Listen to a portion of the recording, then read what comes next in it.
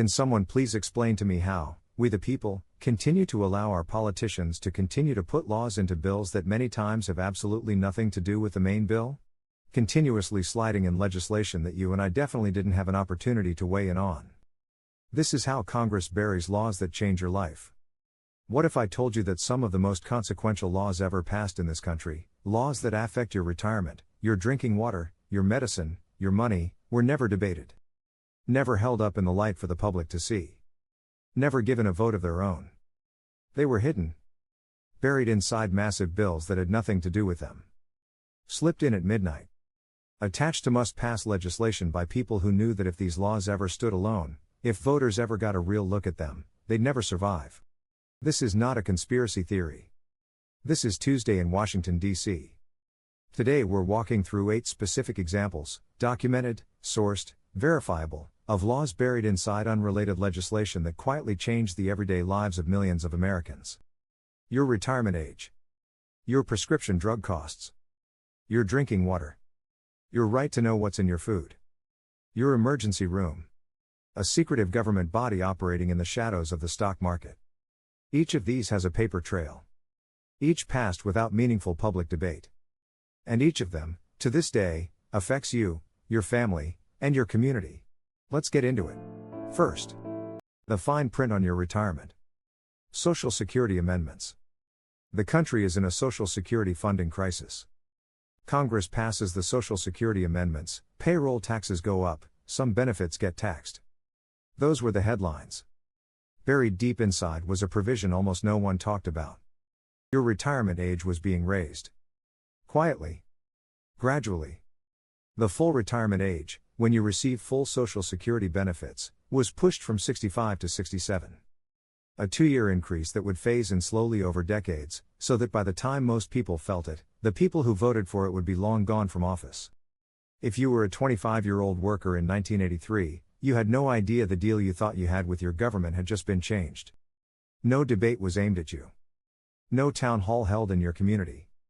A number, your retirement age, was rewritten inside a bill whose headline was about tax rates. Now multiply that by every worker in America. Hundreds of millions of people. Their retirement timeline, altered. Without a single vote specifically on that question. That's not governance. That's sleight of hand. Next. Your water, their profit. The Energy Policy Act, the Halliburton loophole. In 2005, Congress passed the Energy Policy Act, fuel efficiency, nuclear power, electric grids. But tucked inside was one paragraph the oil and gas industry had been lobbying for years to get. It became known as the Halliburton loophole. It explicitly exempted hydraulic fracturing, fracking, from key provisions of the Safe Drinking Water Act. The EPA, which would normally oversee fluids injected near water supplies, was effectively told to stand down. Whether you support fracking or oppose it, ask a simple question: should that exemption have been debated openly? Should communities sitting above aquifers have had a voice? That conversation never happened, because it was never framed that way. It was one paragraph, in an energy bill, passed without a single hearing specifically on whether fracking chemicals should be regulated under drinking water law. Former Vice President Dick Cheney's old company, Halliburton, was one of the largest fracking service providers in the country at the time. The loophole was named after them, not by supporters, but by the communities who watched their well water change color afterward. Next. The drug price deal you never got to vote on. Medicare Modernization Act. In 2003, Congress created Medicare Part D, the prescription drug benefit for seniors. Good thing, right? But inside that bill was a provision so beneficial to the pharmaceutical industry that lobbyists reportedly celebrated in the hallways of Congress the night it passed. Medicare, the single largest drug purchaser in the United States, was explicitly prohibited from negotiating drug prices. Read that again. Every other federal insurance program negotiates prices. The VA negotiates. Private insurers negotiate. Every other developed nation on earth negotiates. But Medicare was legally forbidden from doing so. This was not an oversight. It was written in deliberately. The cost to American taxpayers over the following 2 decades? Estimates run into the hundreds of billions of dollars. All because of a provision buried in a benefit expansion bill, framed as giving seniors more, while quietly ensuring they'd pay more for it too. It took until the Inflation Reduction Act of 2022, nearly 20 years later, before Medicare was granted even limited negotiating authority. The fight to get there was brutal. NWXT. Stripping states of the right to protect you. Nutrition Labeling and Education Act. The Nutrition Labeling and Education Act of 1990 standardized food labels nationwide, calories, fat content, serving sizes. Broadly seen as a consumer protection win. But buried inside was a federal preemption clause that said, states can no longer pass food labeling laws that go beyond what the federal government requires. California had some of the strongest food labeling laws in the country. Other states were considering their own requirements. The food industry had been fighting that patchwork for years, and they found their solution not by winning the debate on labeling standards, but by stripping states of the authority to set their own. One provision. Buried in what looked like a consumer protection bill. And suddenly, the laboratory of democracy was shut down for food labeling. If a state today wanted to require labeling for something the FDA hasn't mandated, they largely can't. That power was quietly taken from them. Next. Your emergency room and the bill that reshaped IT. COBRA and EMTALA.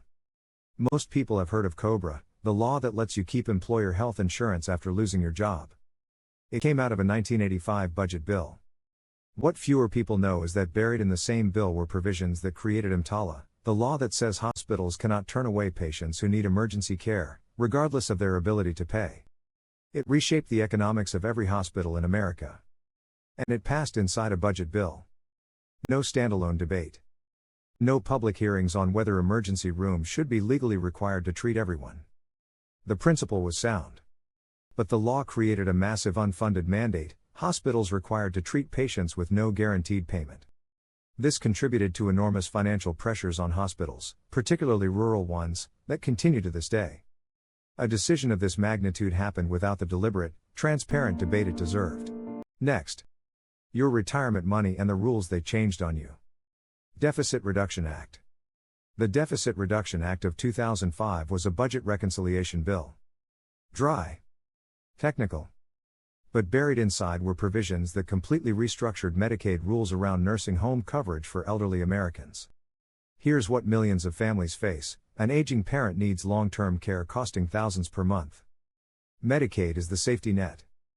Before this bill, there were legal ways families could transfer assets that wouldn't necessarily disqualify a parent from coverage. The new rules dramatically tightened the look-back period, the window during which asset transfers get scrutinized, from 3 years to 5 years. Families doing what families do, helping each other, simplifying finances as parents aged, were suddenly caught off guard.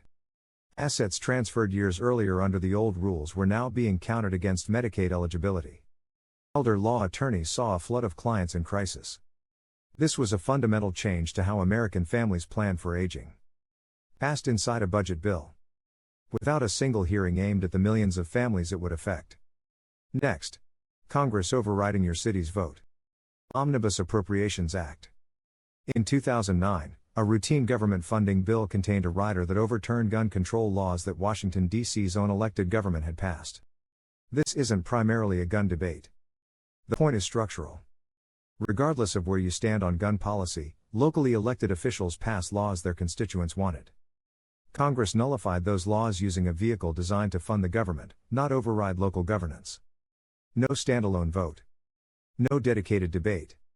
A contentious policy decision, laundered through a spending bill. This pattern repeats constantly. Must-pass legislation becomes the tool by which controversial policy gets enacted without the scrutiny it would face standing on its own. Next. The shadow body managing your stock market. Investor and Capital Markets Fee Relief Act. In 2002, Congress passed the Investor and Capital Markets Fee Relief Act. Routine stuff, adjusting SEC fees. Nothing to see here. Except buried inside was a provision that permanently reauthorized the President's Working Group on Financial Markets, sometimes called the Plunge Protection Team, a nickname from a 1997 Washington Post article. Originally created by executive order after the 1987 crash, this body coordinates the government's response to financial market disruptions.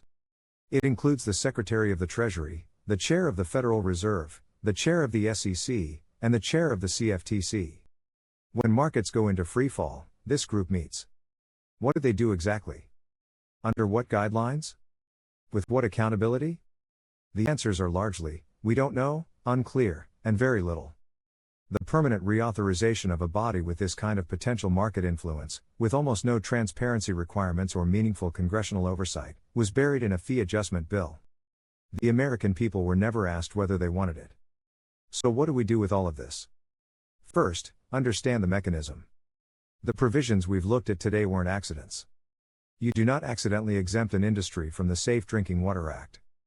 You do not accidentally prohibit Medicare from negotiating drug prices. You do not accidentally raise the retirement age of every working American. These were choices.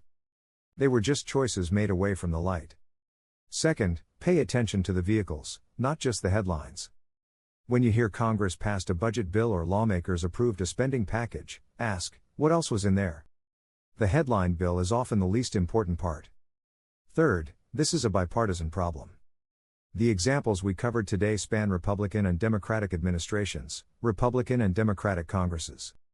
This is a systemic feature of how Washington operates. The solution has to be structural: single subject rules for legislation, more time to review bills before votes, stronger transparency requirements. Because in a functioning democracy, the people are supposed to know what laws are being made in their name. Every provision buried in a must-pass bill is a small theft of that democratic transparency. Add enough of them together, and you have a government that has quietly, legally, systematically rewritten the terms of your life, your retirement, your water, your medicine, your money, without ever really asking you. Explain to me why, we the people, allow our elected officials to continue to slip in laws that have drastic and, in many cases, devastating effects on our lives. When will it be enough? A problem or issue so big it can't be overlooked. These are just a few examples of what's already been done. That's the story. And it deserves to be told loudly. If this video made you think, share it. Not for the algorithm. Because the people in your life deserve to know this.